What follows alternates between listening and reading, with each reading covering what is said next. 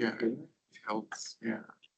Good afternoon, everybody. Thank you for joining us today while I speak to the role of ENT consultation at SAI and review some trach basics. So I feel like some of you that have been around for a little while may have heard some of this. I'm trying not to be too redundant, but I know we have a lot of new faces in here as well. So I'm excited to speak to this. I'm a pretty informal presenter. I'm happy to take questions. I like to take questions and have any kind of conversation. So feel free to raise your hand, or obviously we'll open it up when I'm done. Thanks again for your time. I think this is going to segue nicely with the talk that's already on tap for next month by one of our SLPs. So let's start with talking about a filter for decision making for when we want to consult ENT with our inpatient crew here. So the two questions I like to ask is, will it affect the patient's plan of care? And could it wait till post-DC? Is it something that they could benefit from, but perhaps not required while they're here in rehab with us? So when we think about, will it affect the plan of care? Often in our settings, it's going to be something we're looking for to help with decision-making surrounding trach progression. We might have a patient who's tolerating wearing a speaking valve, but is running into difficulty when we try to move towards a cap. Or sometimes the patient can be exhibiting issues causing question of upper airway patency during their speaking valve trials. So that ENT input and that visualization and that expert opinion that we get can assist us in knowing whether we're going to continue down a current path with our patient, or if it's something we need to put a pause on and reassess at a later date. And we'll talk a little more about those scenarios, many of which we've encountered this past week here at the hospital. So then when you think about that second filter, could it wait till post-DC? Most often that's going to be some sort of new onset dysphonia. Often when we have patients that have come to us that have been intubated, had surgery, this is the kind of thing where they wake up and they don't have the voice they had before. So that can be something, if we don't suspect that there's anything going on with their swallow, that could wait until discharge. But just know that speech really can't proceed with any kind of voice therapy without visualization. And I know that you would know this, but it's just a good thing to remind the patient of, because they might be pretty concerned, I would be, about my voice after surgery if it's not the same. And we can educate them on giving post-extubation dysphonia some time to resolve. And we can talk about caring for your voice, but it gets a little dicey if we actually start trying to do anything to help them when we haven't seen what's happening. So just food for thought. But we do have a bit of a fees hack, as I've put it here. If our patient does have swallow trouble and they're experiencing changes in their voice, hi, Dr. Carter. What did you guys do when I was little? When there wasn't fees? We opened with fees. When I was a little resident. Oh. I still have my hair back here. Got it. Well, fees has been around for a while, but we always had the concept of endoscopy being done by ENT. So speech wouldn't be visualizing it, but that's what our docs are using, the exact same scope. Great question. And that's why I'm mentioning this. So what we could do here, if they have dysphagia, we can two bird, one stone it, and consider using fees as our instrumental of choice, so we can visualize the upper airway while we're looking at their swallow. And that can give us a little more feedback, because it can be very obvious if their vocal folds are in a position that's not amenable to good voice. That's also risky for their swallow, and that can help build the case for ENT referral. We also do have the option to perform endoscopy with a comfortable physician. I could pass the scope, you guys can get a look. We've done that from time to time on the BI unit in particular. If we just have some question about what's going on and the patient isn't able to give us as much as feedback from their own perspective as to what's happening. So I can actually, there's a billing code for that, and it's available for me to be an assistant in an endoscopy to a physician. So just wanted you guys to be aware. So So I know we can refer to ENT here, and our guy comes up the street. Maybe you're getting to it, but what is within his scope procedurally here in-house? Because I've heard mixed things come up already. He'd be the best to answer that. In terms of what we would typically refer to him for, it's usually going to be a situation where we know that, visualizing the vocal folds is what we want. So stroboscopy is the gold standard. We don't have the capability to perform stroboscopy. And that's when an endoscope is passed with strobe capability that a patient is hooked up to a microphone that picks up on their specific fundamental frequency. The strobe is in tune with that. So we get a simulated slow motion effect, like when you dance with a strobe light, you know, you're like you're going in slow motion. So we can really see that adduction, abduction, and give a more specific evaluation. We cannot do that here. That's something they'd have to go outside to look at. That would be more for cases of voice problems and not as much for the swallowing. So typically with what we want to see here and visualize just vocal fold closure, we can do that with straight fiber optic exam without strobe. In terms of the ENT coming in to do any kind of like augmentations, injections, I think that's something that's going to be a little trickier in our environment here. I hope that helps. So let's talk about a few situations. You know, again, if the patient isn't tolerating a speaking valve at all, if they're tolerating the valve that can't move on to the cap, that's something that we should be calling him in on for sure. It's a transdisciplinary approach. It's usually a conversation between speech, the physician, the respiratory therapist. They come on site, they use our portable FEES equipment, and we can assist, a speech therapist can assist with the actual procedure. I was able to work with Dr. Kuntz on identifying Dr. Schmidt as a local physician who is literally across the street, walks over to do these consults. Has been really good about getting in quickly. So let's look at these photos here. Starting at the very top, trach downsize. That just happened this week where we have a young lady on BI unit, calling her young because she's a year younger than me, who was having some trouble progressing and wearing a speaking valve for more than just a few minutes at a time. She would start to grimace and grunt. She's got a pretty severe injury. And when we would remove the cap, we would hear evidence of back pressure. You hear this whooshing sound, and that's showing that there's this buildup where she's not able to fully use the benefit of the cap to inhale through the trach and then exhale through the upper airway. So what can cause that is the trach is too large for the individual. So she had a size 6. She's quite petite. We changed her out to a 4. And when I was with her yesterday, she was able to wear her speaking valve for a full hour. And we actually wrote the order for her to wear full daytime use. This is the young woman that we've talked about. So that was a great thing to do. You know, it was a great update, and it was wonderful to have Dr. Schmidt in here. He will always, with a patient with a trach, pass the endoscope into the trach to visualize the airway at the bottom, and then remove the trach and sometimes go in through the stoma to look from the bottom up if we suspect something just subglottic is going on, or can pass, you know, transnasally. So we've got a lot of options and a lot of ways to visualize what's happening. Another instance that we had here was a patient with adductor paralysis. This individual was wearing a speaking valve just fine. So as you can see with those vocal folds being very close to midline, voicing is no issue. But if you can imagine having to breathe in and out through a gap that tiny, that's going to be exhausting. So that's what was happening. He could wear the speaking valve, but every time we tried to cap, he would complain of, you know, this increased work of breathing, and he was not feeling well, and he'd want the cap off.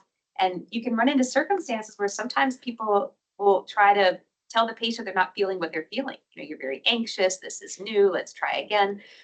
So I'm grateful that we, you know, were able to come together and say, let's really see what's happening here. And he had been a victim of smoke inhalation in a fire, and had been intubated for quite a while. And I think this was just a result of just lengthy intubation resulting in hopefully some shorter term paresis. But this is an unfortunate position for breathing, obviously.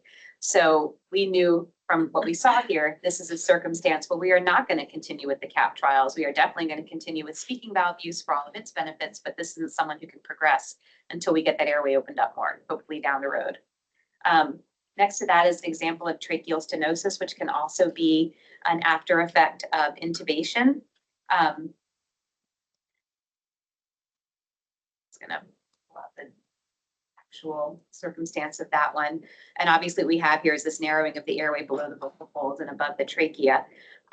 This has several causes, but in our setting, it was seen as a consequence of traumatic intubation. So in that case, again, we've restricted that airway. They could bring their vocal folds together for speech. They had a safe swallow, but we weren't going to be able to progress till that healed up a little bit. Another example was this patient who had a large granuloma. Again, intubation can irritate the vocal folds. We weren't sure what was going on with this particular patient, where he had a very quiet and breathy voice. As you can imagine, he can't get good adduction with that giant ball in the middle there. So the wife was encouraging him, try harder, speak up, use a louder voice.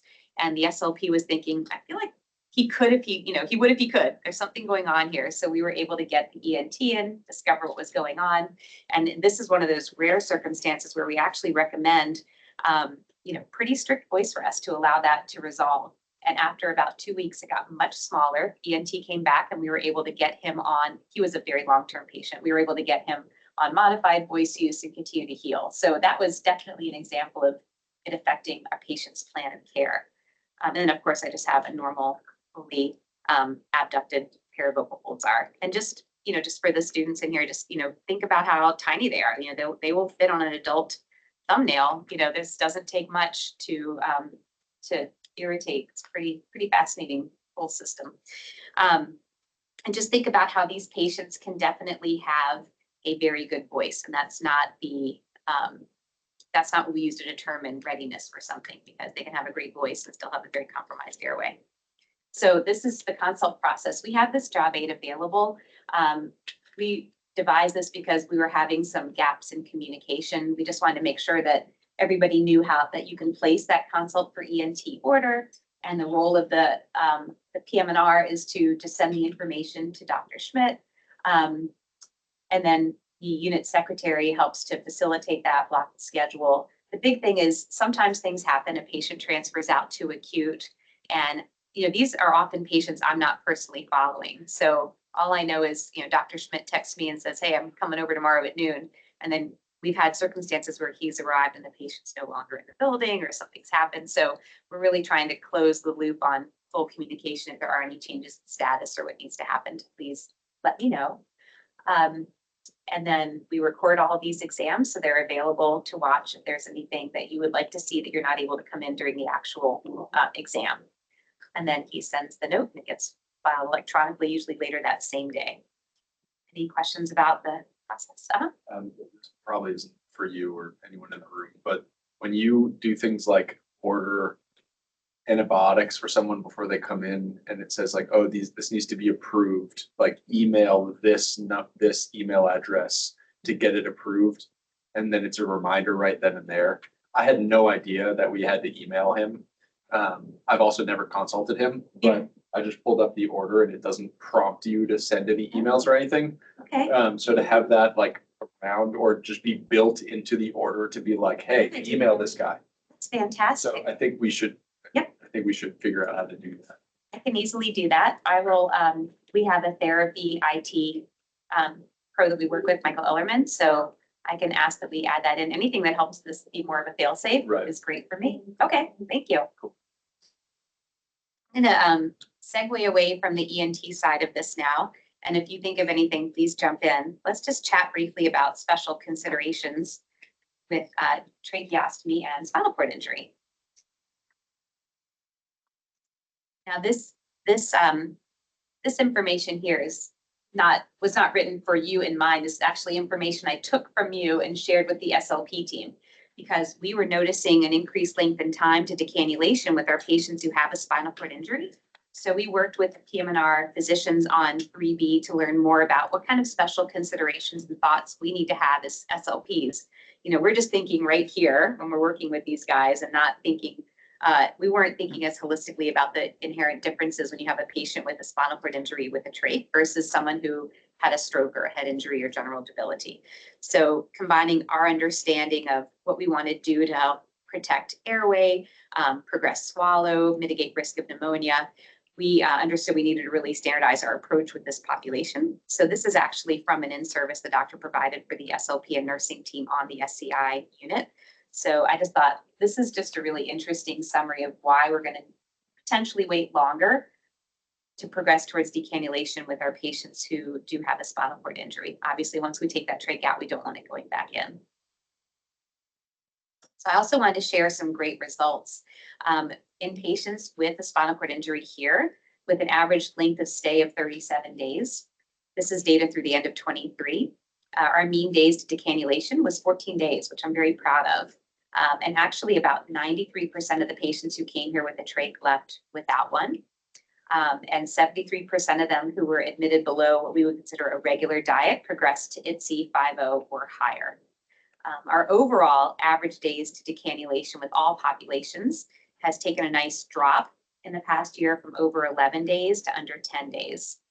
But then I just thought it was interesting to pull out specifically SCI, that's about 14, which I still think is really great. So we owe a lot of that to our transdisciplinary approach, the fact that we round on patients with a trach specifically twice a week as a team to help discuss any barriers and facilitate what we need to do to get them moving on. So I was excited to share that. Speaking just briefly about trachs, I think you could answer all of these questions, but I put this in some training that I do with students and with new SLPs. So I just wanted to throw it up here too, just to think through. And we're going to chat about some of these. I think what's interesting is some of the trach tube, we mostly use Shiley brand here, and they went through a rebrand and a relabeling of how their sizing works. So I just wanted to go over that briefly too, and just have you have this available as a reference. This is being recorded.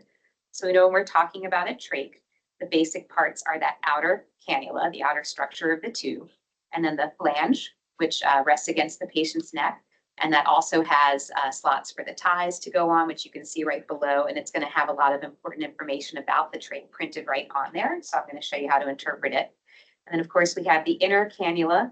I think of that as like the top sheet. If the trach is your bed, it's just this sort of protective, flexible structure that can be removed and cleaned and helps keep the actual trach itself more clean and free of mucus and other material. And then the obturator is only used to prevent damage to the trachea during insertion of the trach tube. It's removed immediately after insertion. And then if we take a look at a cupped trach, which we don't see very often here, and when patients do come to us with deflated cupped trachs, we're usually looking to get it removed and changed out pretty quickly, just because we don't need that extra bulk in there. It's not necessary anymore if they're no longer likely have what's going on that caused the cup to be there in the first place, which is probably they were on a ventilator at some point. We do know that cupped trachs do not prevent aspiration because if any material is on an inflated cup, it's already been aspirated. And it's also pretty risky because then if the cup is deflated, it's just gonna, where's it gonna go? It's gonna fall down. Gravity's gonna work. But again, we have the same parts. You can just see E there as the pilot balloon, which is connected to the inflation tube and used to inflate and deflate the cup. So when it comes to reading the flange, you can see the inner diameter of this one in particular is 7.5 millimeters and the outer diameter is 10.8. But then you can see very tiny that it's actually, I believe this is a number 6, that tiny little 6 that's being circled. So even though often we might think, oh, a 6 refers to the diameter, it does not. It's just a standardized sizing number. So this number 6 trach has an inner diameter of 7.5 millimeters. When you interpret trach sizing, so you'll see this printed on there. That 6, again, is that Jackson sizing, which is used for regular Shiley trachs. And then UN is uncupped. You would see CN if it was a cupped trach. And then that 7.5 stands for that 7.5 millimeter, that inner diameter of the trach. And then the H indicates a disposable inner cannula versus R, which is reusable. Okay. And I've got a little chart here. You can Google this and see it much bigger, but it basically gives you all the sizing options of the inner and outer diameter based on the number trach you're working with.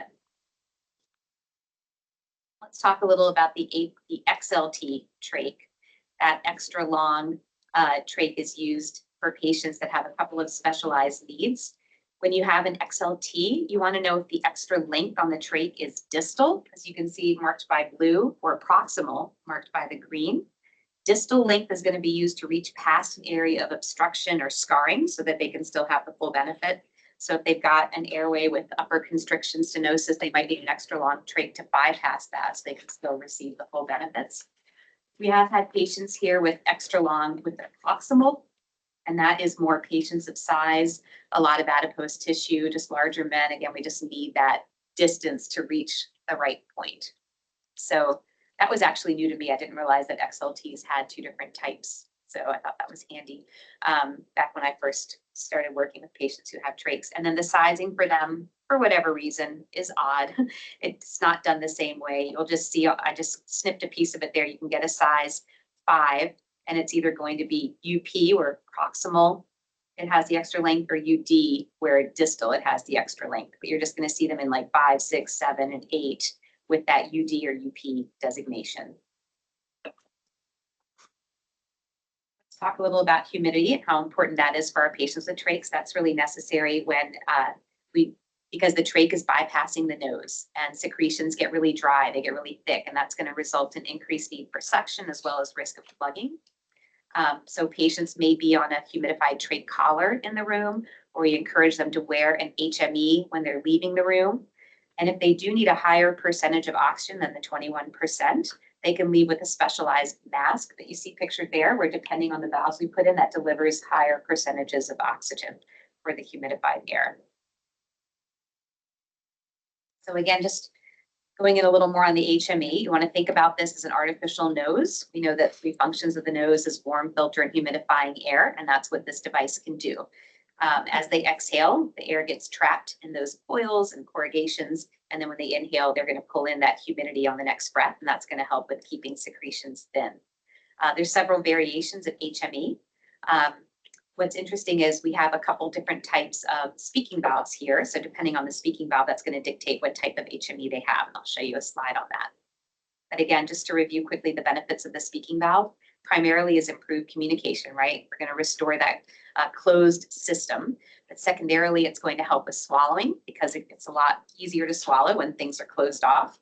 It's going to help with secretion management for that same reason, sense of smell and taste, and help with that progression to decannulation. So patients are a candidate for a speaking valve very quickly post being intubated. You can get them on within a day, and honestly, that's been new research is showing it's giving the best benefit to them for regaining swallow function quickly.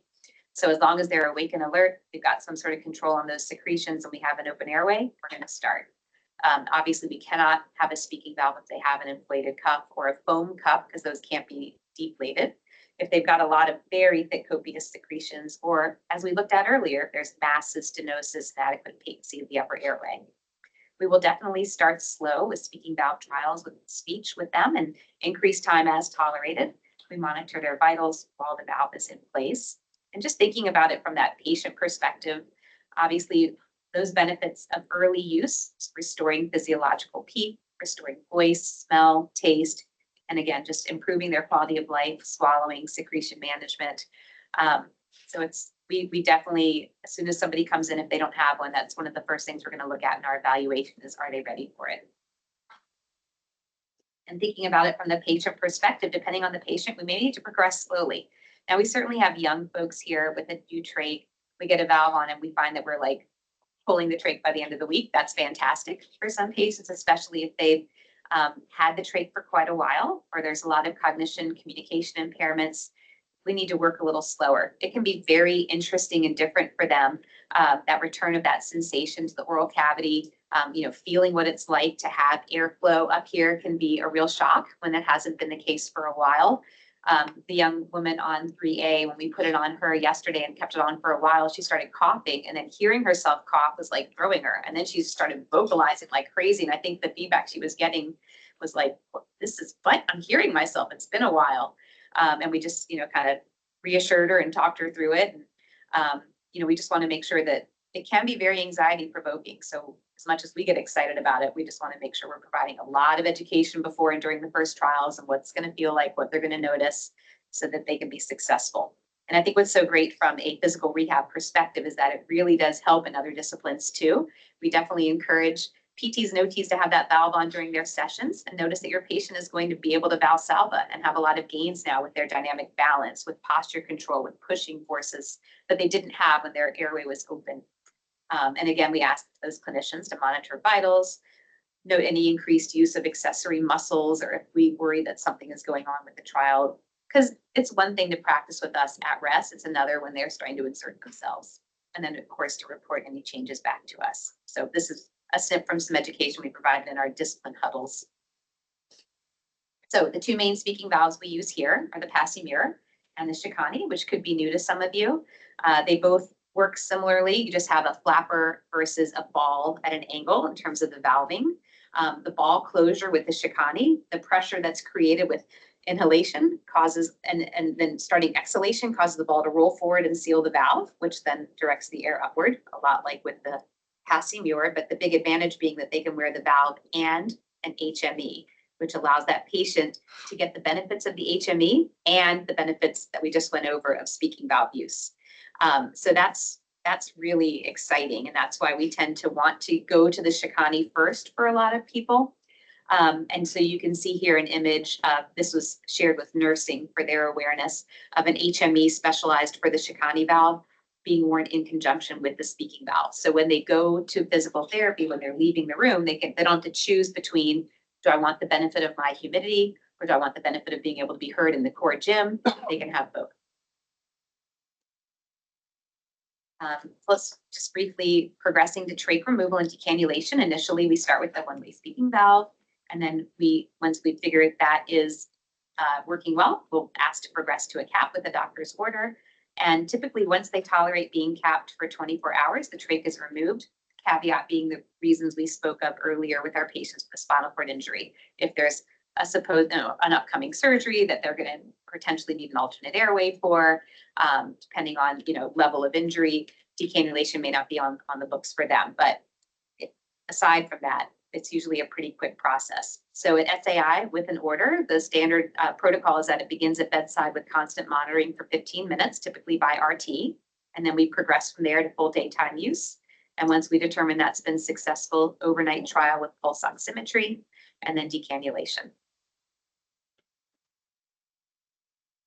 Parameters that can end a capping trial is increased respiratory rate, work of breathing outside any established parameters, any changes in other vitals, mental status, anxiety. If the cap needs to be removed for any reason, patient request, need for tracheal suctioning, it's going to reset our clock. I'd say it happens pretty rarely though. Typically we get to that point, we're feeling pretty confident that we're going to be successful. And then I just wanted to end showing you guys an example of the sign that we have in our room. This reference is initiated by the RT since they're here 24/7. And then we update it at minimum on Mondays and Fridays when we do our trach grounding. And then anytime the speech therapist makes a change to accessories or a wear schedule, they'll make those adjustments. So that's always one place you can look. Every time we do rounds though, we do document a trach rounds note that's interdisciplinary that you can see in the Inform browser. So guys, that's everything. Thank you so much for your time. Any further questions?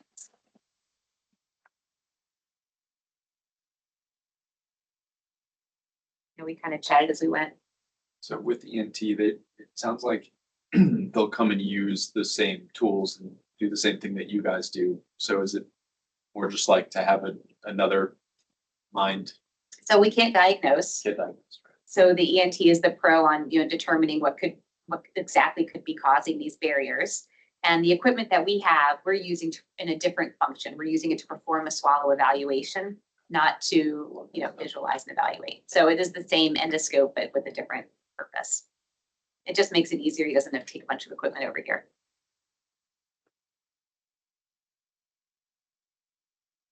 Stop sharing.